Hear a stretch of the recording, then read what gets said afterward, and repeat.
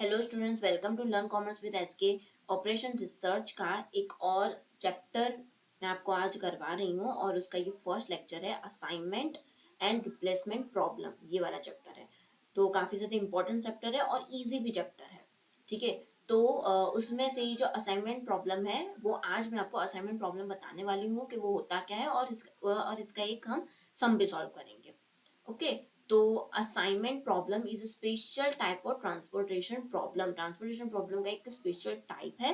Transportation problem का जो sums है वो मैंने आपको करवाए हुए हैं, तो आप उसे डिस्क्रिप्शन बॉक्स में देख सकते हैं। मैं उसकी प्लेलिस्ट जो है वो रख दूंगी। ठीक है, तो उसी का एक स्पेशल टाइप है assignment problem that deals with assigning and origins to end destinations means workers. And origin means workers वगैरह हो गए, तो उसको क्या करना है, असाइन करना है एंड डेस्टिनेशन से मीन्स जॉब्स और मशीन के साथ उसको असाइन करना है।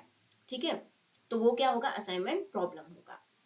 The goal is to assign each worker to exactly one task। Means एक वर्कर को एक ही टास्क मिलना चाहिए, उस तरह से असाइन करना होगा कि ताकि जो टोटल कॉस्ट हो वो मिनिमाइजेस कॉस्ट और मैक्सिमाइजेस इफिशिएंसी। इफिशिएंसी मैक्सिमाइज हो और कॉस्ट क्या हो, कम हो, उस तरह से असाइन करना होगा। ये इसका गोल होता है मेन। अब हम एग्जांपल के साथ समझते हैं। Suppose 5 persons are working under a manager of an office. ठीक है, 5 persons हैं और 5 डिफरेंट क्या है, 5 डिफरेंट टाइप्स ऑफ जॉब्स हैं are to be done in the office.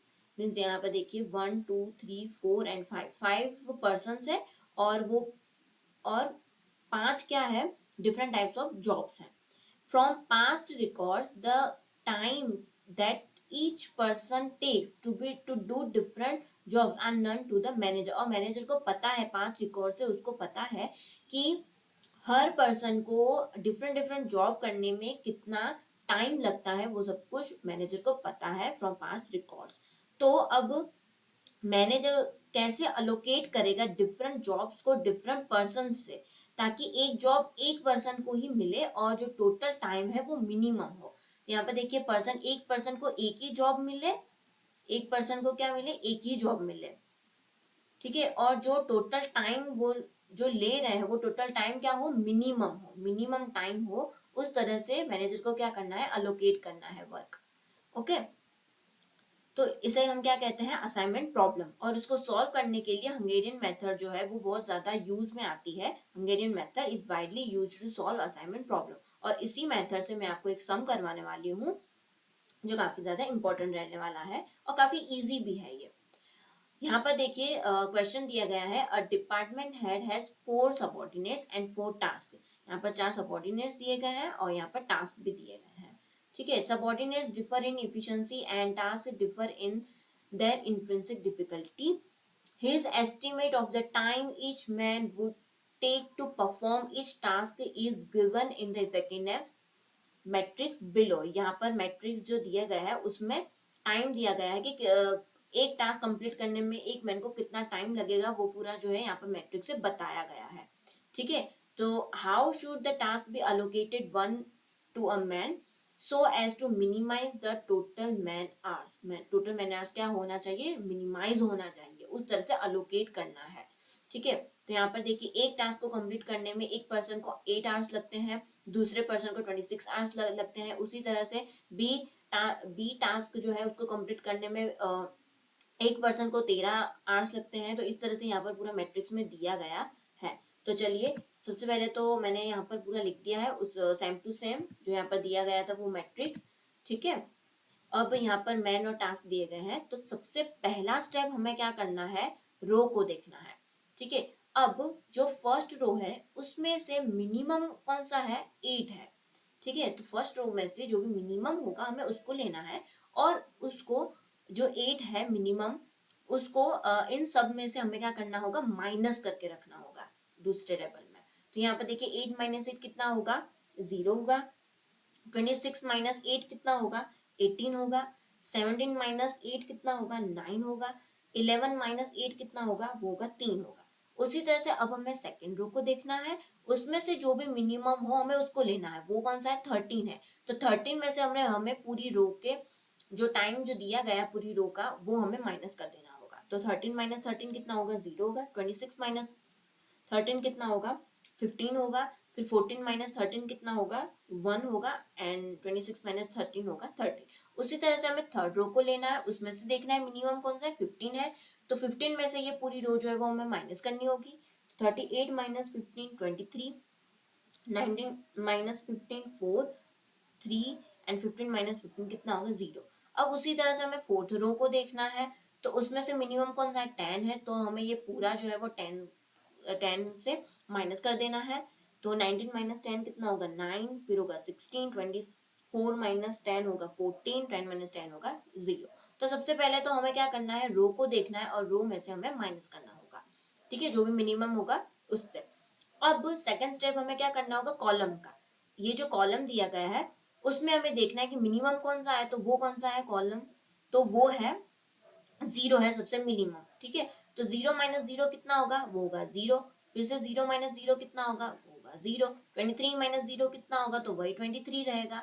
और 9 माइनस 0 कितना होगा? वो होगा 9, ठीक है। अब सेकंड कॉलम में हमें देखना है कि मिनिमम कौन सा है। वो है 4 है। तो अब 4 से हम पूरी कॉलम को माइनस करेंगे। तो 18 माइनस 4 कितना होगा? 14 होगा। 15 माइनस 4 कितना होगा? 11 होगा। और 4 माइनस 4 होगा 0। 16 माइनस 4 होगा 12 होगा। अब उसी तरह से हमें थर्ड कॉलम को देखना है। तो मिनिमम कौन सा है? 1 है। तो 9 माइनस 1 कितना होगा? 8 होगा। 1 माइनस 1 कितना होगा? 0 होगा। 3 माइनस 1 कितना होगा?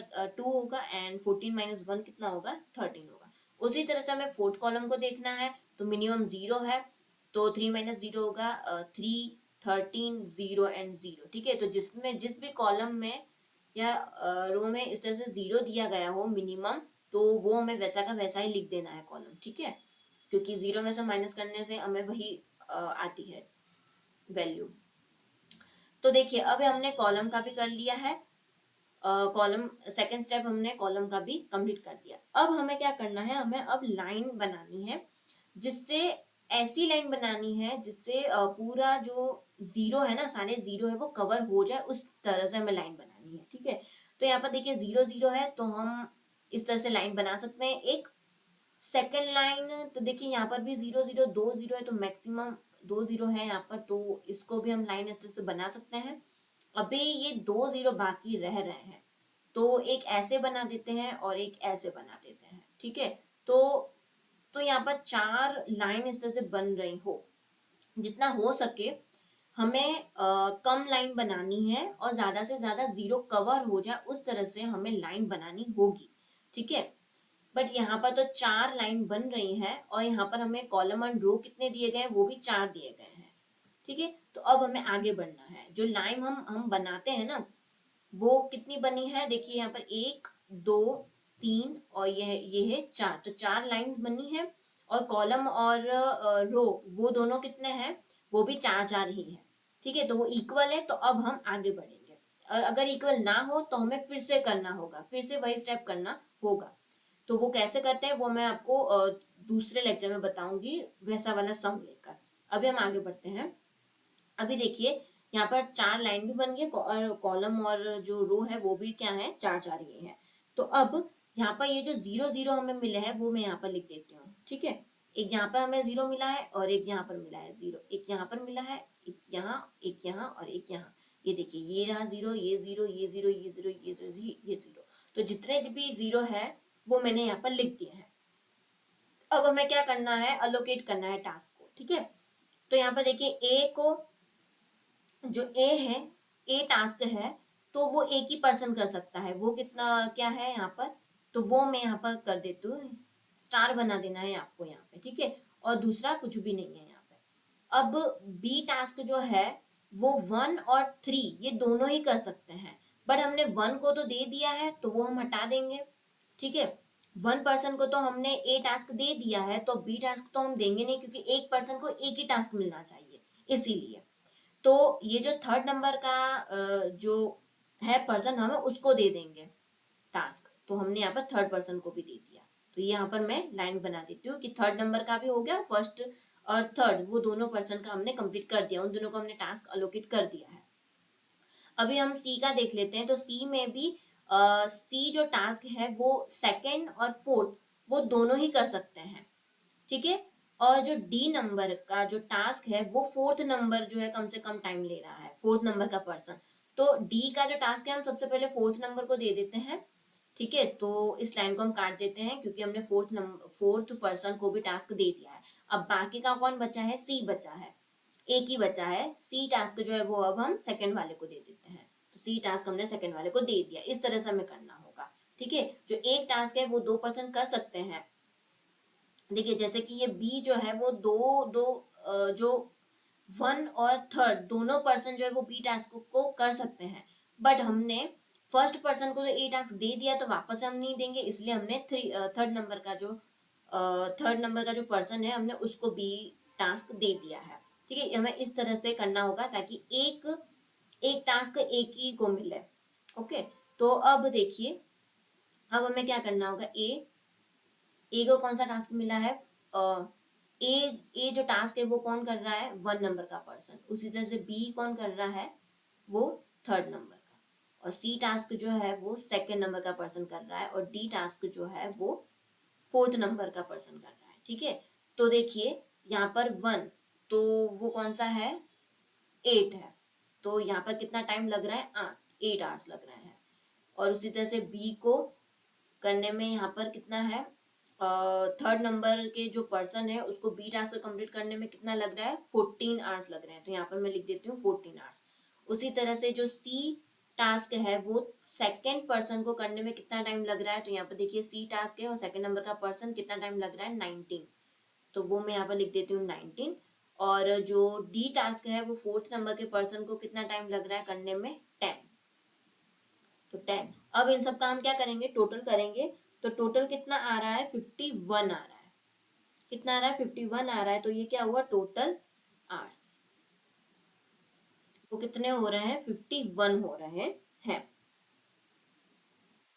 तो ये यहाँ पर जो सम है वो कंप्लीट हो रहा है, मीन्स टोटल मिनिमम आवर्स जो है वो 51 का रहेगा। और सभी को जो है वो एक एक टास्क दे दिया गया है सभी पर्सन को, ठीक है। तो अब आपको याद कैसे रखना है, सबसे पहले तो रो में से देखना है, जो मिनिमम होगी उसमें से माइनस करके करना है। हमें कॉलम को लेना होगा, उसमें से जो भी मिनिमम होगा उसको लेकर माइनस करना होगा, फिर हमें मिलेगा। उसके बाद हमें लाइन बनानी होगी जिससे सारे जो जीरोस है वो कवर हो जाए।